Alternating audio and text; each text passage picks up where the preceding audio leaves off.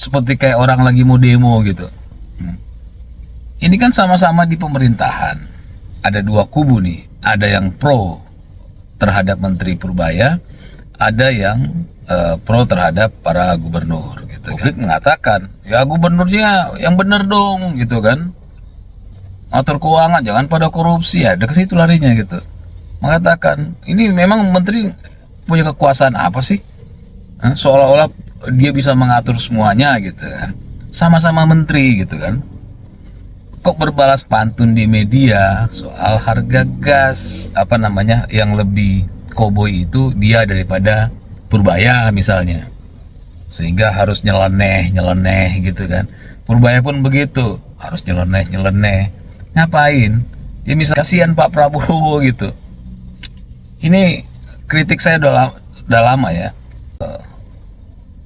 saling serang di media yang akhirnya menjadi konsumsi publik, yang akhirnya nanti endingnya presiden juga yang turun tangan gitu kan. Kan ini konyol gitu, dimana Mahfud MD dan Bu Sri Mulyani ya sama-sama menteri tapi ngomong ke media. Mahfud MD udah ngomong begini triliunan ada permasalahan, Sri Mulyani bilang enggak gitu kan.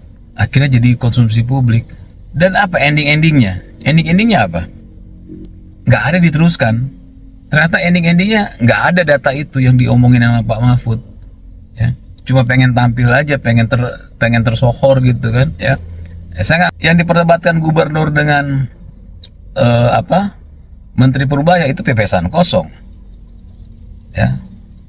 Yang diperdebatkan antara Menteri Bahlil dan Menteri Purbaya itu pepesan kosong doang. Saat ini Pak Purbaya ya, Menteri Keuangan yang baru, Menteri Keuangan kita menjadi sosok yang fenomenal, menjadi sosok yang dicarilah wartawan untuk dimintai statement atau mintai keterangannya. Karena Pak Purbaya sendiri ya dalam setiap atau di dalam berbagai kesempatan beliau juga menyampaikan hal-hal ya secara to the point yang bisa dikatakan berbeda ya dengan rata-rata para pejabat negara kalau lagi menyampaikan pidato atau menyampaikan keterangan ya. Pak Purbaya ini lebih terlihat santai, lebih terlihat kalau bahasa Pak Purbaya kan koboi gitu ya, tapi kalau saya nggak mau menggunakan kata koboi lah, jadi lebih kelihatan unik lah gitu. Dan memang ada itu ya, mungkin memang pembawaan beliau ya, yang beliau juga mungkin tidak create ya untuk seperti itu. Cuma menjadi menarik ya, itu menjadi menarik karena kebiasaan ya para pejabat negara, apalagi kalau mau dibandingkan dengan Menteri Keuangan yang sebelumnya, tentu sangat-sangat berbeda ya. Kalau Bu Sri Mulyani dulu bicaranya teratur ya, tertata. Kalau Pak Purbaya itu sangat berbeda 180 derajat ya, ceplas-ceplos, omongnya sepenggal-sepenggal. Dan itu nggak ada masalah menurut gue gitu ya. Dalam arti itu adalah cara atau gaya bicara seseorang yang tidak bisa kita meminta setiap orang itu harus berbicara sesuai dengan apa yang kita inginkan atau harus seperti pendahulunya. Ya kan, setiap orang berbeda-beda. Sekarang ini Pak Purbaya ya lagi ramai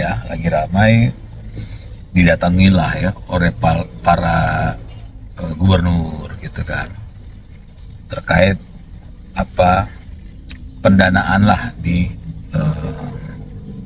setiap atau masing-masing provinsi ya. Lalu Pak Purbaya mulai dikritik juga ya oleh PDIP gitu, terkait gayanya yang dibilang sok paling pintar dari yang lain. Lalu dengan Pak Bahlil ya, Menteri Bahlil ya, itu sempat ada berbalas pantun lah ya dengan Pak Bahlil. Ya intinya apa yang terjadi di ruang publik itu tentu menjadi santapan yang menarik ya bagi media, dan tentu santapan yang menarik bagi para pembaca atau penonton, di mana masyarakat ya, itu yang saya bilang tadi, mulai melihat sesuatu yang berbeda ya dari Menteri Keuangan yang baru ini, Pak Purbaya, yang tentu berbeda dengan menteri sebelumnya atau dengan menteri-menteri yang lain yang semuanya tertata gitu kan.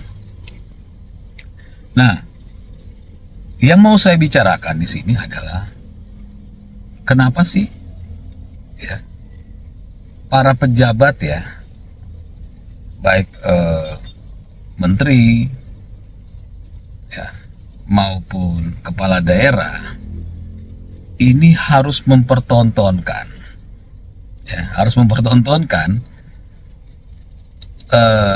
sesuatu yang sebenarnya tidak perlu dipertontonkan.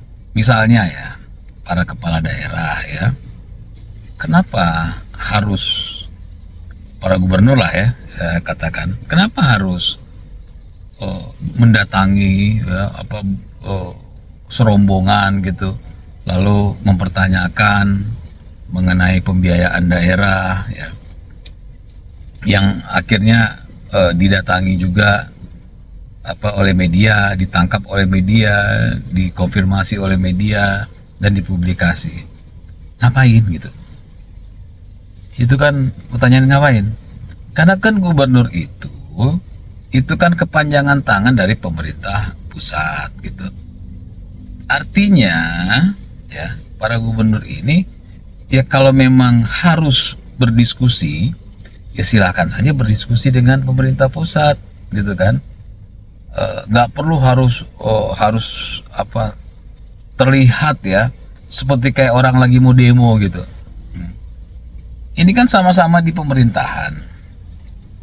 Kenapa harus membuat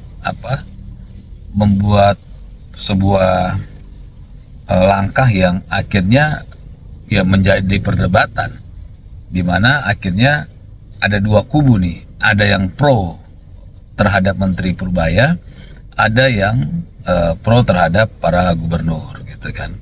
Nah, padahal tidak perlu terjadi itu, mereka masih di satu pemerintahan ya, masih di eksekutif gitu kan. Beda kalau yang bicaranya ini antara DPR dan pemerintah, ini sesama pemerintah masih gitu kan. Ya tinggal bersurat aja misalnya dari para gubernur kepada presiden, tembusan Kementerian Keuangan ya, mempertanyakan terkait keuangan ya daerah gitu, dan bisa diputuskan nanti kan di dalam rapat-rapat ya antar eksekutif lah. Kalau sekarang kan akhirnya menjadi makanan publik ya, yang tentu kalau kita bisa lihat, publik itu nggak lagi ngelihat soal itu, tapi sudah salah dan benar. Publik mengatakan ya gubernurnya yang benar dong gitu kan, atur keuangan, jangan pada korupsi, ya udah ke situ larinya gitu ya. Yang kontra dengan Menteri Purbaya mengatakan ini memang menteri punya kekuasaan apa sih, seolah-olah dia bisa mengatur semuanya gitu kan soal keuangan itu kan sudah diputuskan, jadi bla bla lah ya. Akhirnya menjadi pro kontra, menang kalah, pendukung Pak Menteri dan pendukung gubernur. Ini yang nggak sehat gitu kan. Lalu selanjutnya Bahlil ya, Menteri Bahlil dengan Menteri Purbaya, sama-sama menteri gitu kan, kok berbalas pantun di media soal harga gas. Nah, kenapa? Kan di kementerian itu kan ada Menko-nya juga, itu kan sama-sama menterinya Pak Prabowo, ya harusnya ayo kita omongin yuk gitu kan, di rapat ya, merapat terbatas kayak apa bahasanya ya, tapi intinya adalah nggak perlu ya sesuatu yang di internal lah. Ini kita bicara masalah internal kan, masalah antar menteri ya, hanya soal urusan harga gas 3 kilo itu akhirnya saling saling berbalas pantun di media sama menteri loh ya. Ini apa gitu, memang nggak ada koordinasinya.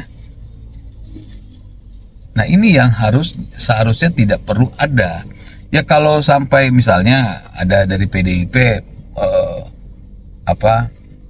mengkritik Menteri Purbaya ya itu wajar ya, namanya partai politik ya, apalagi tidak masuk ke dalam sistem di pemerintahan ya, tentu sah-sah saja gitu kan, dan itu bukan sesuatu yang perlu dikhawatirkan.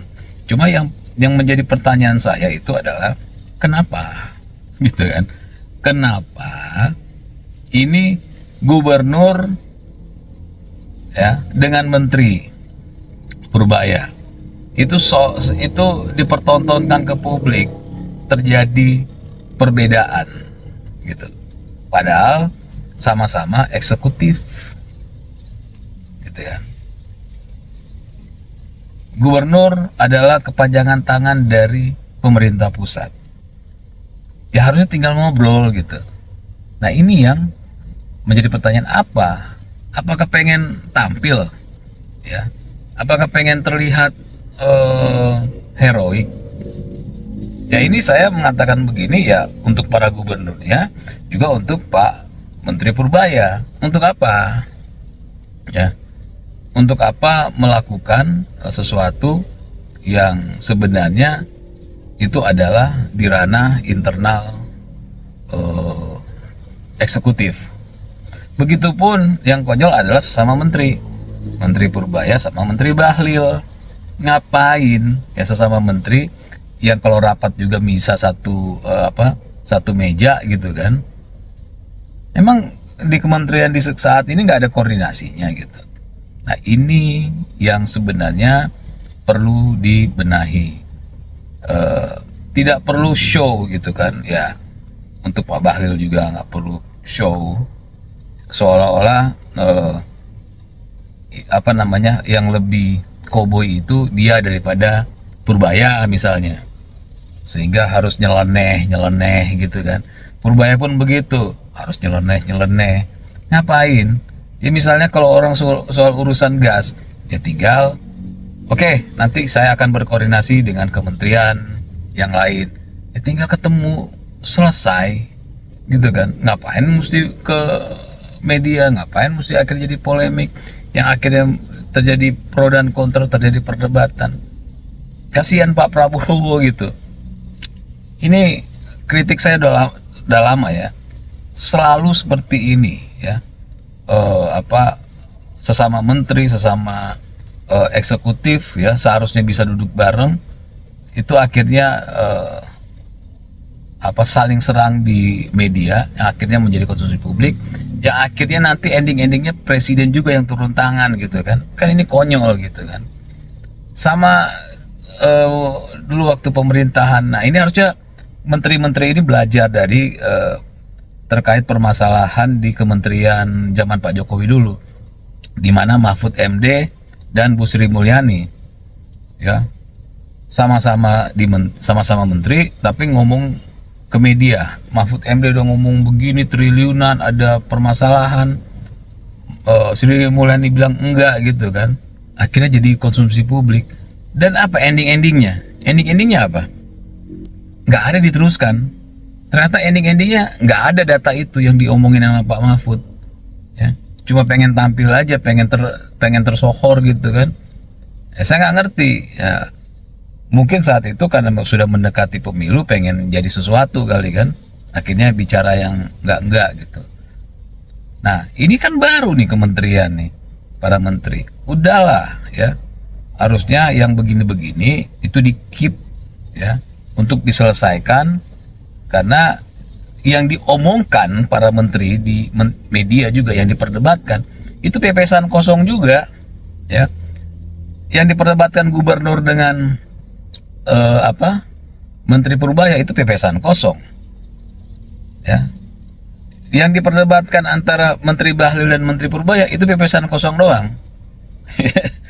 Karena sama-sama nggak punya kewenangan apapun juga gitu kan, sehingga endingnya cuma jadi konsumsi publik yang akhirnya menjadi saling serang, ya. Jadi saya pikir para menteri mesti berpikir ulang, para gubernur berpikir ulang, udah jangan nyusahin presiden, harusnya kalian fokus kerja sesuai dengan tupoksi kalian, jangan malah bikin drama-drama lagi. Saya pikir itu, ya.